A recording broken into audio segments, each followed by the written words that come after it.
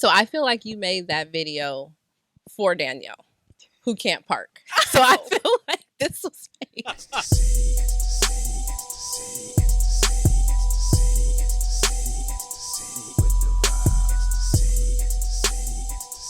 Welcome to SacVibes. We're the community engagement team, and we're here to educate, engage, and empower. I am your host for today, Danielle. And I'm your co-host, Lynette. And we have Greg behind the board. What's up, Greg? Hey, how's it going? It's going. It's going. It's going. I'm not going with this weather. Yeah, I'll be honest. I'm over it. kind of Over sleepy. it. It's just And y'all are consistency. matching. Look at Mhm. that. she got the Coordination. memo. Oh, okay. Yeah, okay. So matching. We Even got the me, memo. I'm black too. Okay, Oh, we all look at got that. black on. It's like We're it's like coordinated. Coordinated. we're mimicking the weather. I It's know. like gray outside and muggy and raining. It's gray Not muggy. outside, but it's been a lot going. A lot happening. Speaking of a lot happening, how was council this week? Council. Council's always council. Mm-hmm.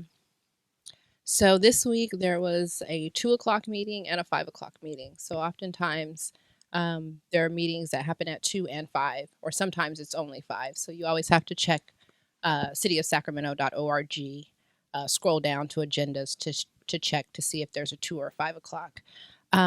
Some of the high level things that really stood out to me at council, one was during the 2:00 meeting, they appointed a community member to serve as the interim council member for District 2. So the council member for that district resigned earlier this year. And so they did an application process. The personnel committee, the P&P committee, reviewed a bunch of applications and interviewed a number of candidates. And they put forth 3 for city council to review and interview yesterday. So they did live interviews at the 2:00 meeting for 3 candidates. The charter requires, in cases like this, that a majority of the council members vote for that interim council member. They will be the council member until December 10th of this year, when the elected council member will take over. The individual selected, Sean Tao, is the executive director of HIPOO, also known as Hmong Youth Parents and United. You see how I explained what HIPOO was, because I didn't want to be pied in the face. Okay. Thank you for catching that. Yes. Very good. Very good. And so long District 2 resident, family guy, raising his kids there, just really embedded in the community. So I definitely think the council got it right selecting him. He was also a former community ambassador. So our community ambassadors make really great leaders. One of the candidates that will be advancing to the runoff is also a community ambassador from last year. And so if you don't know about the community ambassador program, check it out. You will today. Absolutely. That is Foreshadowing. true. I know. Don't spoil too much yet. Hold on. Some of the other things that happened at council, super exciting. The Cities of Festival, which is a grant that allows organizations to receive a grant. Prior to the pandemic, it was just for events happening in the central city. However, now, because of the ARPA funds, we were able to expand that. So the program started, $700,000 were allocated, and we are now in our final round. We have $245,000 left for this project. And so we will allocate about $30,000 per council district, and folks can apply. Applications open April 1st, and they go throughout the month of April. So you have until the end of April to submit an application for the grant. Folks can receive up to $7,500. And these are for events happening June 15th through October 31st. Okay. What else happened at council? Our colleague in economic development, Tina Lee Voigt, our nighttime creative economy manager, presented and asked for council direction in creating a new limited entertainment permit. Over the past year, she's done a lot of outreach with businesses, particularly in the Midtown and downtown area. And there has been an overwhelming need for flexibility when it comes to entertainment permits. Mm-hmm. And so they want to give folks some flexibility. If you're a restaurant and you want to, maybe do some karaoke, you're not trying to do a full nightclub, you want to do karaoke till 10 or 11 o'clock at night, there'll be a limited entertainment permit. So I that think was that's super really exciting. cool. I mean, it makes it easier for folks to have these sorts of entertainment without having to go through the whole process of obtaining like a full permit. So I'm excited to see that. Me Yeah. too. I love karaoke. And I think the last thing was the adoption of our age-friendly community plan. Another plan. I think every time we come over here, we're talking about a plan. Oh yeah. This is the short-term plan. Out of all of the plans that you've heard about, this is one that is really focused on the needs of our older adults in the city of Sacramento, but it's a 3-year plan. So Okay. this is one of the only short-term plans that I know about where they will be implementing some of the recommendations immediately. So super excited about the age-friendly plan. We are going to have another special guest. And so I am very excited to introduce y'all to our guest for today. So, Jessica, if you would like to come up.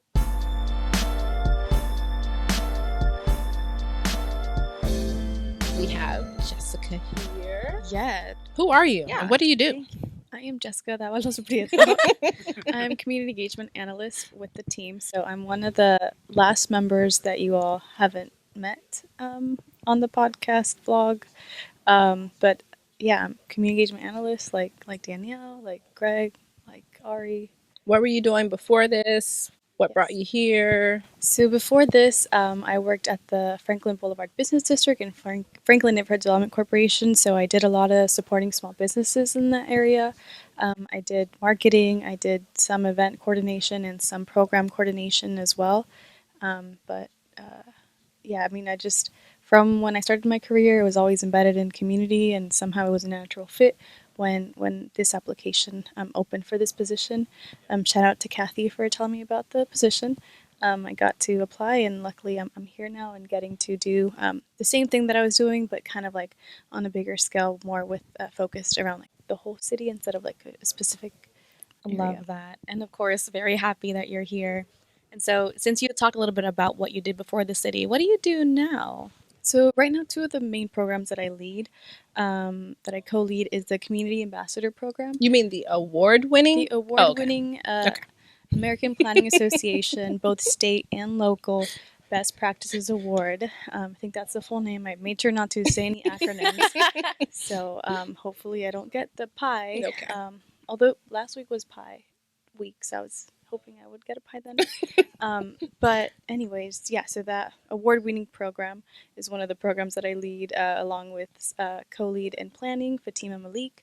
And then also the City Management Academy is another program that I co-lead here in the team, as well as like working on other tools for the community and, just help wherever I'm needed as well. Okay, tools. So speaking of tools, I think you have some tools for us. Do you have any things for us? Yes. Well, let's check it out. Okay. Let's check it out. On today's Life Hack with Jessica, I'll be sharing with you how you can save time and money when parking in downtown for the day using Sac Park. The first step is to visit my.sacpark.org/DCR. Next, select your preferred parking date. Here, select your preferred parking garage. Note that rates for a parking garage range from $3 to $10 for all-day parking.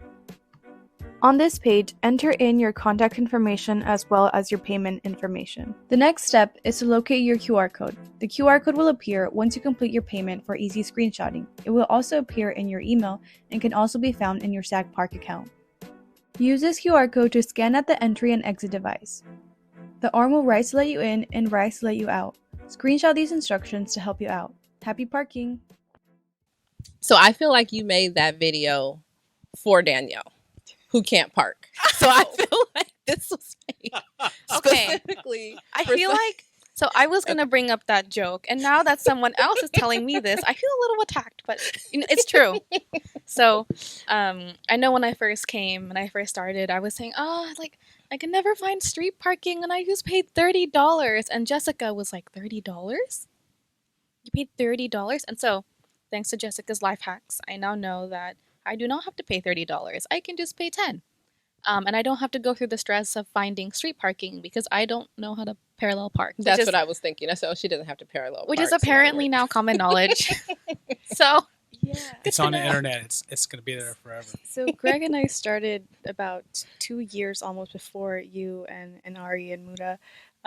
So when we've been here for 2 years, although we hadn't been in the office really the whole time, but you learn different tips as a person who's coming to downtown more frequently, and so yeah, that was very surprising when I learned how much you were paying for parking. But then I was like, I guess more people need to know about these tools. I'm the information person, so I can talk about different tips and hacks. So that's just one of the videos that we kind of have released. But we'll be working on more. Greg and I have a list of ideas that are coming, and these are all helpful things that the city offers, different departments. So my goal is to help inform people about these things. yeah, big Information fan. is key. Yeah, and I really also like how you call the segment Life Hacks with Jessica, because even though, to us who frequent City Hall, these might be common knowledge, but for people who don't come by here often, it can be daunting, I know I've said in previous episodes, but, things like going to council can be scary. Even just stepping into this building for the first time can be a little spooky because, people aren't often here unless they have, like, something bad happening. So we really want to change the narrative on that, and I'm really thankful that you're taking the time to show folks that this is how it's done. And I think too, if people have any recommendations for segments they want to see, you can definitely drop it in the comments. Yeah, It's definitely not common knowledge because I've been here 4 years and I didn't know about that. So it's definitely, we learn something all the time. I just learned a few weeks ago that parking was free at our council meeting. So Yes. even us as city staff, we learn things every day. So we want to share with you what we learned. which isn't the whole parking is free for city council meetings another episode? Yes, that's another episode coming, Okay. and I really want to make sure that we do videos where we Mhm. show people how to actually do it, not just tell them. So that's why, maybe it'll take a little longer to come up with these. Like the videos are long, we could probably just write a sentence and you would get the information or post a link. But I just really want to make sure that we show people how to do it rather Yeah. than just My mom and Greg's mom needs the video, like, so that would be helpful. Because if I told my mom you go to Sac Park, or she wouldn't do it. She was like, I don't know what to click on. I don't know what. So I really appreciate how you really kind of showed folks really how to do it. So that was super that was helpful. part of the premise. 'Cause Yeah. I was tired of my mom asking me for tech Ah, assistance. Sorry, there we mom. go. I mean, technical assistance is, just a big part of actually supporting people. It's not just telling them how to do things. It's, like showing them how to. I know your, life hacks is your segment. You guys are working on some cool stuff on Tuesdays. Can you talk a little bit about what happens on Tuesdays? Like, is it every Tuesday or what Tuesday? And then what happens? Basically, Toolkit Tuesdays will be an opportunity for folks to learn how to use our communications toolkit, which I'll pass off to Jessica to explain more about. Yeah. So, the communication toolkit was born from needing a tool or creating a tool for our ambassadors. So in 2022 is when we created the toolkit, which essentially has copy and paste material for all the resources and programs we were sharing with ambassadors. And we thought, we're already doing this, tool. Why don't we open it up to our contact list? So we had a lot of neighborhood associations that we worked with, and PBIDs, property-based improvement districts, chambers, and other folks. So we just started sending it to them, and we did a tutorial video, like just live training. So we're starting these Toolkit Tuesdays, like Danielle said, every first Tuesday. But the big thing is that we'll be able to answer questions live, and we're available to do one-on-one support as well. What is it? The first Tuesday of the month, or Yes, the first Tuesday of every month. So What first time? one.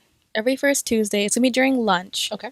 So the lunch hour, and so I think we can put the registration link either in the description or the pinned, but definitely encourage folks to make it out. And it's going to be everything that Jessica said, but also I think it's a really good opportunity too for y'all to directly tell us about events or programs and other things that you would like us to promote as well and include in the toolkit. Is this in person or virtual?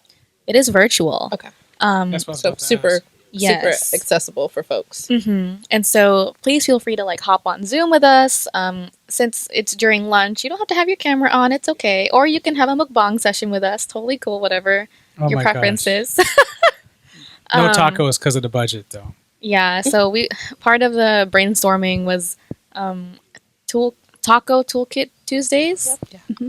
Yeah, so tacos, taquerias, optional, but I would be excited to see some tacos. So I love that you guys are doing it at lunchtime, making it accessible to folks on Zoom so people can share their screen if you are confused. It's something that you're just, no question is a silly question. If you don't know how to copy and paste, this is the opportunity to say, hey, I need you to step back and show me how to copy and paste. I don't know how to save. I love the graphics that you guys send for social media, but I don't know how to save them and I don't know how to post them. So it's an opportunity for us to answer any of those questions. This is a no judgment zone. Please feel free to come with any questions that you may have. Like Lynette said, no question is a silly question. And in conclusion, just want to remind folks, budget time. Your voice is needed. Come to council, all that fun stuff. But thank you for hanging with us today. We hope you tune in next time, and we'll see ya. Follow us on IG, YouTube, Facebook. See you.